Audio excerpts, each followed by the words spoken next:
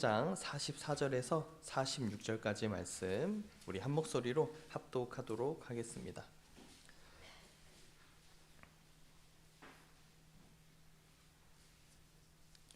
마태복음 13장 44절에서 46절까지 말씀 우리 세 절 말씀 한 목소리로 봉독하겠습니다.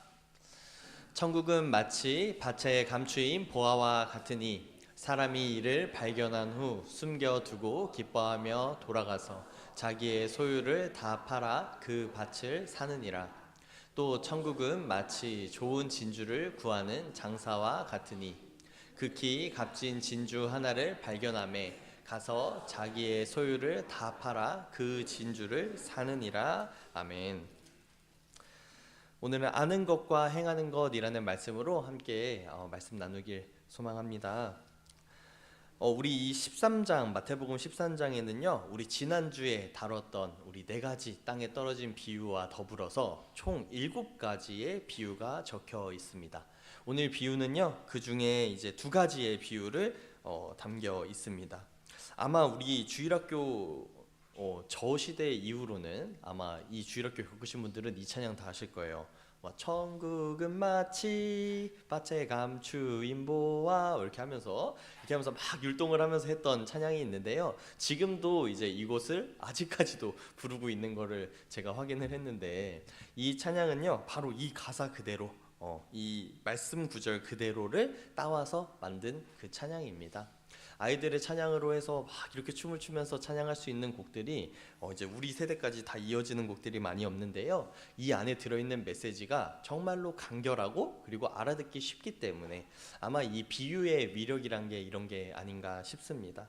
근데 그렇기 때문에 우리는 이 비유를 지난주에도 말씀드렸지만 우리가 잘 안다고 생각해서 이제 쉽게 넘어가기도 하고 우리가 간과하기도 할 때도 있는 것이죠. 우리가 이제 매주 인사를 또 하잖아요. 이제 우리 뭐라고 인사했었나요? 오늘도 잘 오셨습니다 이렇게 인사하기도 하고, 그리고 한 2-3일 정도 터울이 걸려서 만난 사람들한테 우리는 잘 지냈냐 하면서 인사하기도 하죠. 이 잘 지냈냐는 인사말이 우리가 좀 상투적이긴 하지만 어떤 의미예요?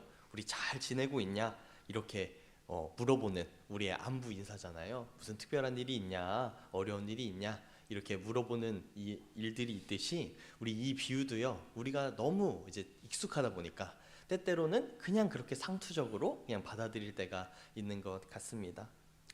요즘 시대는요 참 정보를 얻기 쉬운 시대입니다. 정말로 예전에 비해서요 한 10년 전에는 뭐에다 이제 검색을 많이 했었냐면 10년, 15년 전, 20년 전만 해도 우리 정보의 바다라고 하는 포털 사이트에 모르는 거 있으면 네이버나 다음 같은 사이트에 막 검색을 해보면 거기 정보들이 다 나왔죠. 근데 최근에는 요즘 10대들은 모르는 게 있으면 어디다 검색하는지 아세요? 제1로 유튜브에다 검색을 한다고 합니다. 유튜브에서 그 영상 자료들 종합해 놓은 걸 보면서 정보를 얻는데요. 앞으로는 아마 제가 예상하기에는 한 2-3년 뒤에는 어디에다 물어볼 것 같냐면 아마 AI한테 우리가 물어볼 것 같습니다. 지금도 핸드폰에요 챗 GPT라는 이제 그 어플이 있는데 거기다가 말로 이렇게 물어보면 AI가 인터넷에 있는 정보들을 종합해서 이제 대답을 해주거든요. 아직까지는 이 정보의 정확성이 좀 떨어지지만 이제 날이 가면 갈수록 인공지능이 발전하니까 정말로 정보를 얻기가 너무 쉬운 시대입니다. 근데 우리가 한 가지 놓치지 말아야 할 것은요 이 정보가 정말로 옳은 정보냐, 이게 틀린 게 사실이냐 아니냐를 우리가 잘 알아야 하는데요. 한 5년 전쯤만 해도요 한 2-3년 전 이제 코로나 시대가 오면서요 인터넷에서는요 월 500 벌기, 월 1000 벌기 하면서 그 부업을 하는 방법을 알려준다는 유튜버들이 아주 많이 성장을 했습니다. 경제 유튜버라고 얘기를 하는데 그걸 보면서 많은 사람들이 뭐라고 생각을 했을까요? 누구나 500만 원 버는 건 아무것도 아니구나. 누구나 월에 1000만 원 버는 건 정말 누구나 조금만 노력하면 할 수 있는 것이구나. 이렇게 생각을 하게 되었습니다. 그래서 상대적인 박탈감도 많이 느꼈죠. 200-300 버는 사람 이런 분들은요 자기 마음속에 나는 가난한 사람이야, 난 이것밖에 못 벌었어, 능력이 없는 사람이야 이렇게 하면서 자신을 자책하기도 했었습니다. 근데 실상은 어떨까요? 정말로 우리나라의 소득이 그 인터넷에 있는 정보처럼 그렇게 막 다들 월에 500만 원, 1000만 원씩 이렇게 버는 사람들이 정말로 많을까요? 제가 이걸 위해서 이제 한번 저도 이제 유튜브에 검색을 해서 모아놓은 자료들을 이제 찾아보니까요, 우리나라에 중위소득이라는 그 지표가 있다고 합니다. 이제 100명이 딱 있다고 하면 순서대로 딱 세워놨을 때 그 50번째 되는 사람의 소득을 중위소득이라고 해요. 우리가 이제 소득을 이제 측정할 때는 평균 소득을 따지지 않고요, 중위소득이란 걸 따지는데, 평균 소득은요, 우리가 잘 알다시피 돈 많이 버는 이재용 같은 분들은 소득이 엄청 많잖아요. 그래서 평균이 잘 맞지 않는다고 해요. 그래서 딱 중위소득 50번째 되는 사람의 소득이 얼마 정도 될 것 같으세요? 저는 이걸 찾아보기 전에는요, 뭐 한 그래도 한 400만 원? 이 정도는 되지 않을까? 왜냐면 이거는 전 연령을 다 하는 거니까 20대부터 우리 뭐 이제 50대, 60대 다 포함하는 거니까, 뭐 이제 나이 연세 점점 들수록 연봉도 올라가고 하니까 좀 4, 500 정도 되지 않을까 생각을 했는데요. 이 50번째 되는 사람의 연봉이요, 264만 원이라고 합니다. 새해 전으로. 그렇게 되면 실제로 받는 돈은 뭐 한 240만 원, 230만 원 언저리가 되겠죠. 실제로 정말 평균이라고 말할 수 있는 사람은요, 한 250만 원 언저리. 그러니까 우리가 보기에는 박탈감은 느낄 것도 없이 그냥 우리랑 비슷한 수준, 우리 주변에 덜어 있는 정도의 수준으로 버는데, 우리 인터넷에 보면요, 우리는 정말로 많은 사람들이 500만 원, 1000만 원 버는 게 당연한 것처럼 느껴지게 됩니다.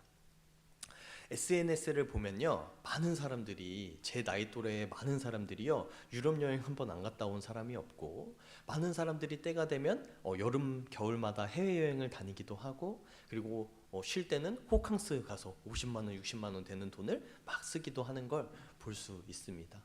정말 많은 사람들이 제 나이 또래 20, 30대에도 불구하고 명품을 하나씩 가지고 있고, 이런 것들을 바라보면서요, 저도 한때는 참 세상 사람들은 다 잘 사나 보다, 나만 좀 못 사는구나 하는 상대적인 박탈감을 느낄 때가 있었죠.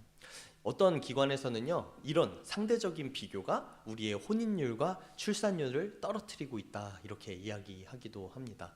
내 자식을 남들처럼 못 키울 것 같은 그 마음에 이제 우리가 출산을 하지도 않고 혼인을 하지도 않는다고 하는 것이죠. 그래서 부자들의 우리 자녀의 수들을 비교를 해보니까, 조사를 해보니까 부자들은 혼인율도 높고 자녀를 출생하는 비율도 높다고 하더라고요. 그처럼요, 우리는요, 우리의 삶에 정말로 정확한 정보를 가지고 있는 게 아니라 그냥 우리가 보는 단편적인, 그리고 앞에만 보이는 겉모습에만 우리가 현혹되기가 쉽다는 것입니다. SNS에는요, 우리가 올릴 때 뭐 슬픈 모습, 우리가 우는 모습 이런 거 다 올립니까? 우리 삶에 어려운 것들? 아니요. SNS나 우리 카톡이나 우리 카톡 프로필 사진 이런 데는요, 항상 우리가 가장 즐거웠던 순간, 가장 내가 예쁘게 나온 그 얼굴들을 올리잖아요. 그래서 뭐 소개팅을 하거나 이럴 때 카톡 사진을 딱 보면, 이 사진 말고 다른 사진 많이 보여줘, 실제로 찍은 사진 보여줘 하면서 믿지 못하는 일들도 있듯이, 우리의 인터넷에서는요, 그리고 다른 사람한테 보여지는 나의 모습은요, 내가 가장 행복한 모습, 내가 가장 보여주고 싶은 내 인생의 하이라이트만 우리가 보여주는 거죠. 근데 우리는 우리 인생의 평균을 알고 우리 인생의 가장 안 좋은 순간들도 알기 때문에, 우리는 다른 사람의 하이라이트와 내 인생의 가장 슬픈 순간을 항상 비교하면서 우리가 잘못된 판단을 하는 경우가 굉장히 많습니다. 우리가 지금 행복하지 못한 이유, 우리나라에 이렇게 많은 사람들이 불행을, 우리가 정말 아픔을 호소하는 이유 중에 하나가요, 제대로 우리가 가진 것들이 어떤 것인지 제대로 된 가치를 분별하지 못하고 판단하지 못함에서 온다고 봐도 틀림이 없을 것입니다. 오늘의 본문도 어떤 말씀입니까? 우리가 가치 있는 것을 제대로 발견한 사람들의 행동, 그리고 가치 있는 사람들이 어떻게 하는지에 대한 이야기가 우리 말씀 속에 담겨 있는 것이죠. 우리 44절 한 번 더 읽어볼까요? 우리 13장 44절 우리 다 같이 한 목소리로 한번 읽어보겠습니다. 13장 44절 시작. 천국은 마치 밭에 감추인 보화와 같으니 사람이 이를 발견한 후 숨겨두고 기뻐하며 돌아가서 자기의 소유를 다 팔아 그 밭을 사느니라. 이것이 하나의 비유인데요. 지금으로 따지면 이걸 어떻게 적용할 수 있을까 제가 생각을 해봤습니다. 아마 밭을 산다고 하는 거 보니까 이 밭을 농장하는 이 농부는요, 자기 밭은 아니었던 것 같아요. 누군가의 밭을 대신 경작해주고 있었던 상황 같습니다. 그래서 제가 생각을 해봤죠. 이게 우리 삶에서 어떻게 하면 여러분들이 딱 와닿을 수 있을까? 제가요, 저희 집이요, 제가 서울에 살 때도 그렇고 이제 지금 부산에 있는 이제 교회 사택도요, 전셋집입니다. 이 전세는 뭐예요? 제가 빌려 쓰는 거죠.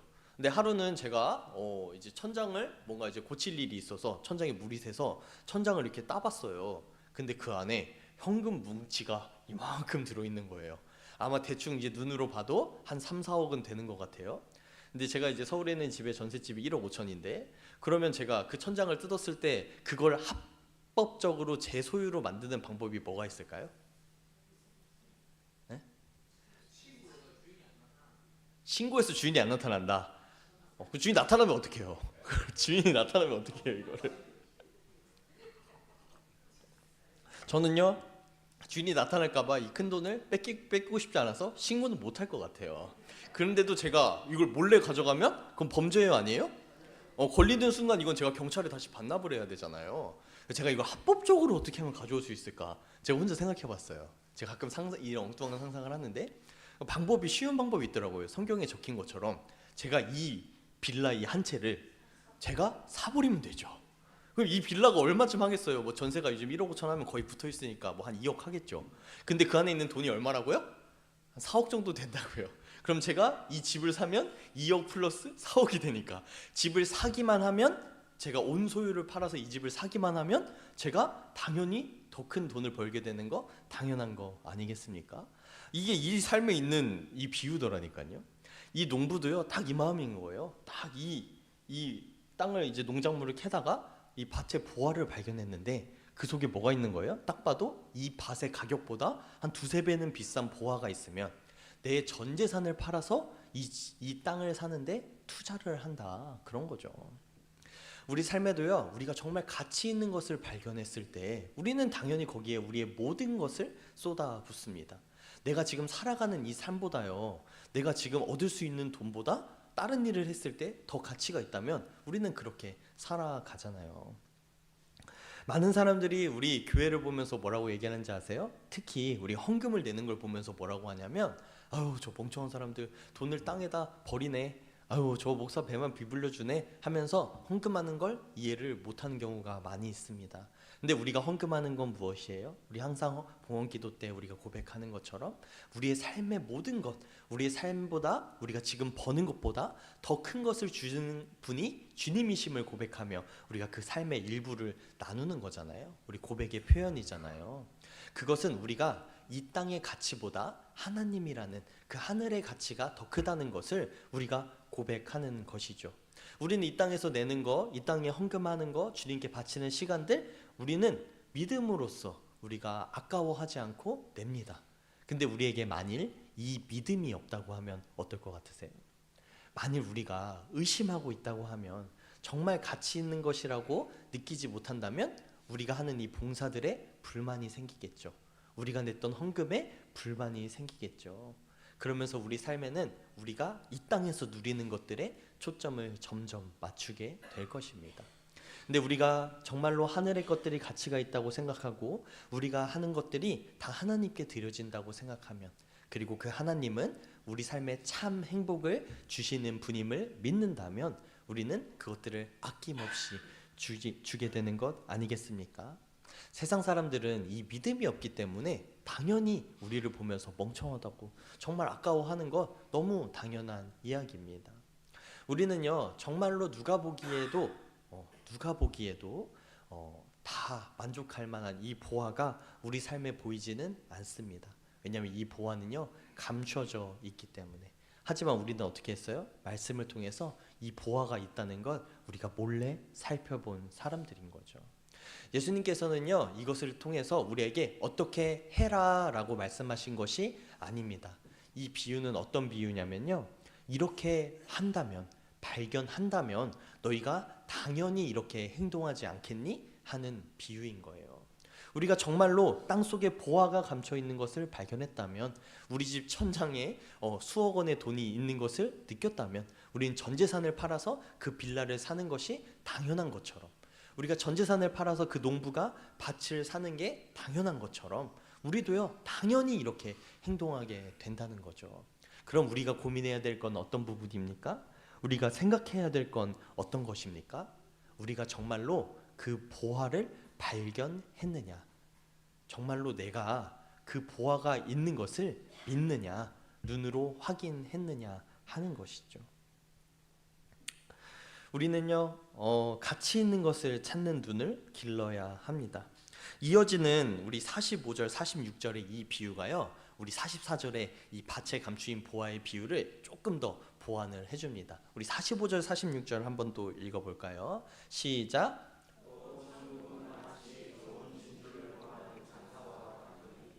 극히 값진 진주 하나를 발견하매 가서 자기의 소유를 다 팔아 그 진주를 사느니라. 아까의 비유와 좀 비슷해 보이지만 조금 다른 비유입니다. 아까의 보화는 뭐예요? 보화는요 말 그대로 돈이잖아요. 보물이잖아요. 그건 누구나 보면 가치를 판단할 수 있었어요. 그래서 누구나 보자마자 아 이게 가치 있는 것이라는 건 알 수 있었던 게 보화라면, 진주는 뭐예요? 이 진주는요 어디 숨겨져 있던 것이 아닙니다. 아마 그 시장에서 아무나 싼 값에 팔고 있었던 것 같아요. 근데 이 진주의 가치가요 진주를 파는 사람에게만 보였습니다. 그러니까 뭐예요? 이 진주를 분별할 수 있는 눈을 가진 사람에게는 이게 귀해 보였는데, 그렇지 않았던 수많은 사람들은 이 진주의 값을 모르기 때문에, 측정할 수 없기 때문에 제대로 판단하지 못했다는 거죠. 그 진주는요 보면 아마 이제 뭐 온 재산을 팔아서 사도 모자랄 만큼 아주 값진 진주였을 것 같은데, 수많은 사람들은요 그 진주가 눈앞에 있는데도, 그 진주를 많은 사람이 봤음에도 아무도 그 진주에 주목하지 않았습니다. 여기에 단 한 사람, 누구만 집중했어요? 진주를 파는 사람들, 이 진주 장사만, 진주를 찾아다니던, 그리고 진주를 분별할 줄 아는 사람만이 이 진주의 가치를 판단한 것이겠죠. 이 말씀이요 우리에게도 동일하게 적용됩니다. 세상에 많은 사람들이 있죠. 그리고 세상에 교회가 숨겨져 있지도 않습니다. 그리고 많은 사람들이 들어가는, 그냥 주변에 흘러가는 메시지로 말씀을 또 들었을 거예요. 복음을 들었을 거예요. 근데 이 복음의 값어치를 발견하는 사람은 누군지 아십니까? 마음속에 갈급함이 있는 사람, 마음속에 복음을, 행복을 찾고자 하는 그 사람만이 이 행복을 발견할 수 있다는 것이죠. 우리 삶에는요 많은 사람들은요 이렇게 얘기합니다. 나 참 행복하고 싶습니다. 나 정말 행복을 찾아 살아갑니다. 근데도요 그 사람들은 다른 행복들에 찾아가는 것이죠.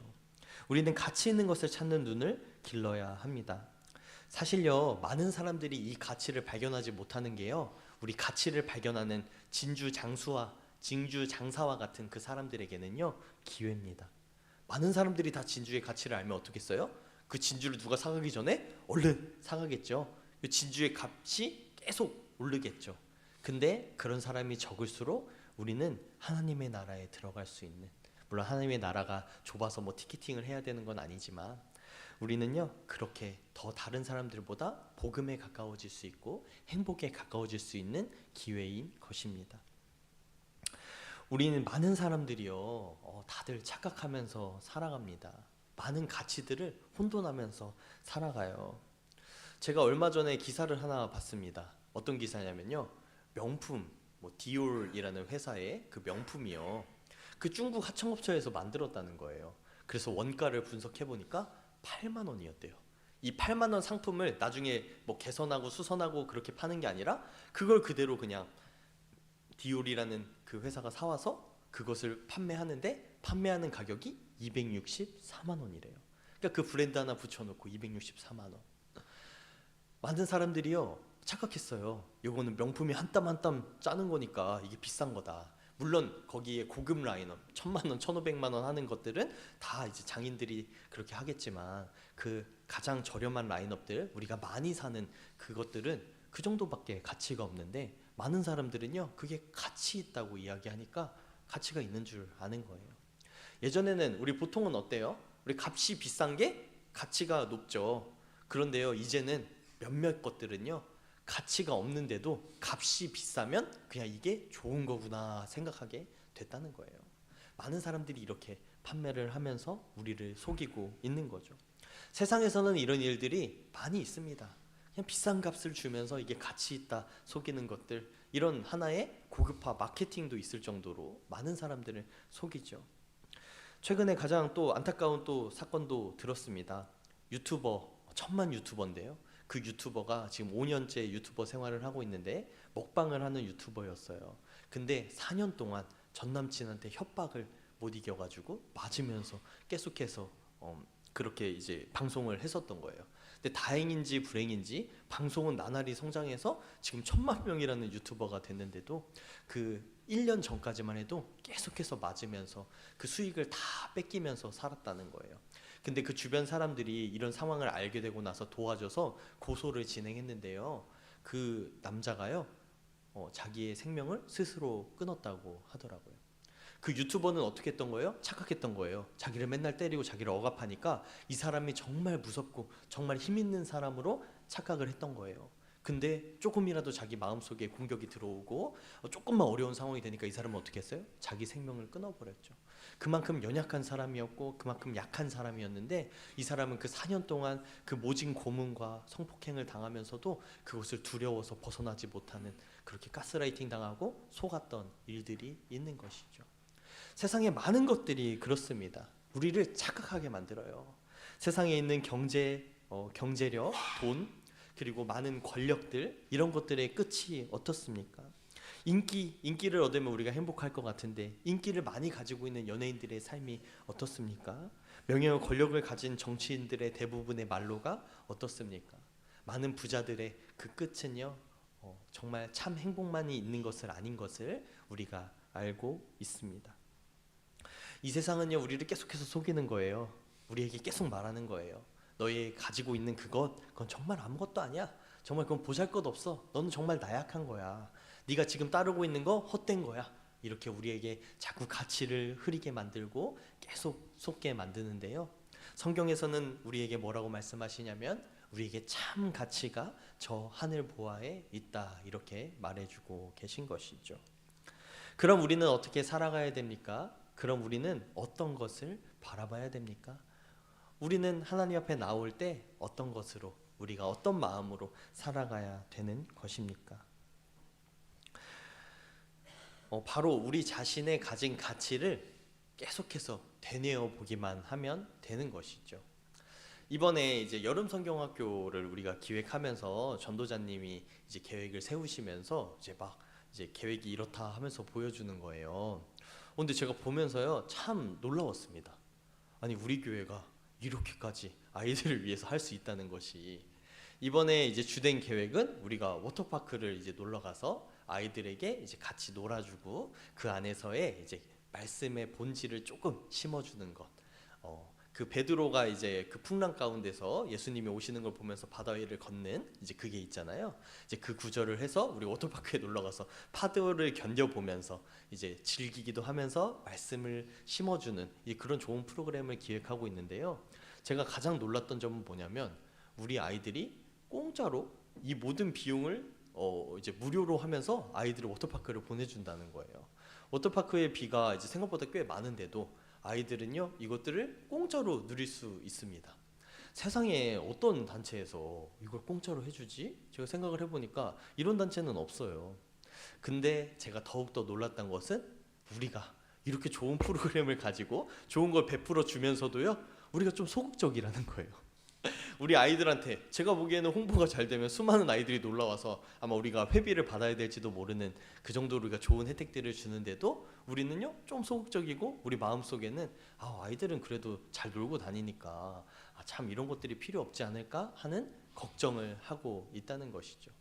우리가 가진 것이 얼마나 좋은 것이고 많은 것을 주는 것인지 우리 스스로도 우리가 자신하지 못하고 우리가 착각하면서 우리의 것들을 평가절하하고 우리 스스로 우리의 자존감을 낮추고 있는 것들, 이것이요 우리의 교회 생활에서도 우리 신앙 생활에서도 이렇게 이어지고 있는 것 아닙니까? 내가 가지고 있는 것들이 정말로 내가 가진 이 복음이요 내 삶을 정말로 행복하게 해줄 수 있는 것이고 실제로 나는 그 행복을 누리기까지 했는데 내가 다른 사람한테 권할 때는 조금 소극적이고 이거 불편해하지 않을까? 다른 사람에게는 이게 행복이 아니지 않을까? 하면서 우리가 조금 너무 소극적으로 이 보아의 가치를 낮추고 있는 것은 아닌가? 이것은요 우리가 아무리 자신 있게 막 얘기한다고 해서 나아지지 않습니다. 우리가 무엇을 집중할 때 이것이 나아지냐면요 복음 그 자체에 우리가 집중할 때 이것이 나아집니다. 우리가 가지고 있는 나의 신앙이, 나의 믿음이 얼마나 행복한 것임을 내 스스로 더욱더 느낄 때 우리는 이것을 더 자신 있게 다른 사람에게 이야기하고 전할 수 있게 되는 것이죠. 그래서 우리는 매 주일 나와서 만찬을 하고 이렇게 예배를 드리는 것, 이것은 다시 한번 우리 마음 가운데 내가 가진 것이 얼마나 소중한 것인지를 다시 한번 우리 마음속에 새기는 작업인 것이죠. 그러면서 우리가 날마다 기도하고 날마다 말씀을 묵상하고 우리가 찬양하며 나아갈 때 내가 가진 것 그 이상을 누릴 수 있도록 성령님께서 인도해 주시고 주님께서 우리의 삶을 주관하여 주시는 것입니다. 여러분들도 우리의 삶 가운데 이 행복을 다시 한번 풍성히 누리길 소망하십니까? 우리 삶 속에 있는 이 어려움 순간 속에서요 나의 없는 것을 바라보는 것이 아니라 내 속에 가진 이 감사한 것, 이 가치에 집중하길 소망하십니까? 우리 삶을 한번 돌아보면요 내 삶에 정말 주님 앞에 이렇게 헌신할 수밖에 없게 만들었던 그 사건들이 있습니다. 나에게 믿음이 심겨졌던 그 순간들이 있는데요 시간이 흐르면서요 우리의 그 가치를 나도 모르게 풍화시켜가면서 우리가 그 기억들을 잊어갔던 것이죠. 우리는 오늘 다시 한번 이 예배를 통해서요 내가 믿고 있는 이 신앙에 대해서 다시 한번 생각해 보시길, 한 주간 살아가면서 내가 가지고 있는 것들이 얼마나 행복한 것인지를 다시 한번 누리는 여러분들 되시길 주님의 이름으로 축원합니다. 그래서 우리가 이 밭에 감춰진 농부처럼, 밭에 감춰진 보화를 발견한 농부처럼, 혹은 이 진주를 파는 이 장사꾼처럼, 좋은 진주를 발견한 이 장사꾼처럼요 우리 삶 속에 있는 이 행복을 이 가치를 잘 판단함으로 우리가 이것을 놓치지 않고 누리는 여러분들 되시기를 주님의 이름으로 축원합니다. 이 시간 우리 그 마음 가지고 우리 다시 한번 기도하며 나가길 소망합니다. 우리 들은 말씀 가지고요 먼저 내가 누렸던 그 순간들이 있으면 주님께 감사하며 나아가길 소망합니다. 그리고 주님 다시 한번 내 속에 이 값진 것을 내가 값있게 여길 수 있도록, 주님 그렇게 여길 수 있도록 내 마음을 다시 한번 주관해 달라고 기도해 주시고, 혹은 여러분들 가운데 아직 내가 이 보화를 발견하지 못한 분들이 계시다면 내 마음속에 보화를 발견할 수 있도록 이 복음이 참 값진 것임을 주님 이 시간 나에게 알려달라고 이렇게 기도하길 소망합니다. 우리 다 함께 우리 내 목소리가 내 귀에 들릴 만큼 소리를 내어 다 함께 기도하며 나가겠습니다. 다 함께 기도하겠습니다. 사랑하는 하나님, 주님 이 시간 우리가 말씀을 들으며 주 앞에 나아갑니다. 주님 이 말씀이 내 삶의 참된 행복임을 기억하게 하여 주시옵소서. 세상은 주님 우리의 가치를 혼란스럽게 하고 나의 눈을 가릴 때가 많이 있습니다. 정말로 값진 것들을 내가 값지지 못하게 여기고, 내가 정말로 주님 내가 알지 못하는 것들로 인하여서 나의 불안한 마음으로 인하여서 주님 나를 속이고 주님 내가 가장 값진 것을 보지 못하게 막습니다. 주님 이 시간 내가 주님 말씀을 통하여 깨달으며 나아가오니 아버지 주님의 비유를 통하여 내가 정말 값진 것이 무엇인지, 그 물건을 발견한 사람이 어떻게 행동하는 것인지 주님 내가 주님 이 시간 깨달으며 나아가오니 아버지 주님 나의 삶을 주관하여 주시고, 내가 정말로 주님 그 복음을 발견했던 그때의 순간을 다시 한번 기억하고 내 삶의 이 복음을 마음속에 간직하며 살아갈 수 있도록 주님 내가 정말로 이 값진 이것이 내 삶에 무너지는 것이 아니라 아버지 정말로 값진 그 값어치를 내가 제대로 판단할 수 있도록 인도하여 주시옵소서. 아버지 우리 주변에 아직 주님 복음의 가치를 발견하지 못한 사람들이 있습니다. 아버지 그들이 알고자 하여도 아직 느끼지 못한 그 복음의 본질을 회복하게 하여 주시고, 아버지 주님 그들이 그 복음의 참 기쁨을 발견할 때 주님 그 농부처럼 그 진주 장사처럼 주님 앞에 나올 줄 믿사오니 아버지 그들의 삶 가운데 역사하여 주시고 성령님 그들의 삶을 주관하여 주사 온전히 주님의 뜻을 누릴 수 있도록 그 참된 행복을 주님 알 수 있도록 인도하여 주시옵소서. 우리 부산중앙교회가 그 역할을 감당하는 교회가 되길 소망합니다. 우리 부산중앙교회 가운데 수많은 사람들이 찾아와 그 복음의 행복을 누리며 그 복음의 가치를 회복하는 교회가 되게 하여 주시고 아버지 우리 교회 가운데 온전히 아버지 은혜로 말미암아 수많은 사람들이 아버지 그 복음의 기쁨을 누리며 나아갈 수 있도록 인도하여 주시옵소서. 주님 우리의 부족한 마음들 우리의 생각들 나의 연약한 심정들 아버지 우리의 다 주님 앞에 드리오니 온전히 주의 마음으로 우리를 새롭게 하여 주시고 인도하여 주시옵소서.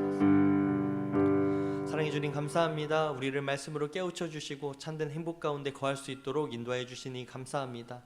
우리가 한 주간 살아갈 때에도 혹시나 주님 내가 그 행복한 순간들을 놓친 순간들이 있다면 내가 행복한 것들의 그 가치를 제대로 판단하지 못해 주님 내가 보잘것없이 여긴 것 순간들이 있다면 주님 다 용서하여 주시고 성령님 우리의 삶을 주관하여 주사 온전히 값진 것을 값지게 여길 수 있도록 내 삶의 행복을 행복으로 누릴 수 있도록 인도하여 주시옵소서. 이 모든 것 감사드리며 사랑이 많으신 예수 그리스도의 이름으로 기도했습니다.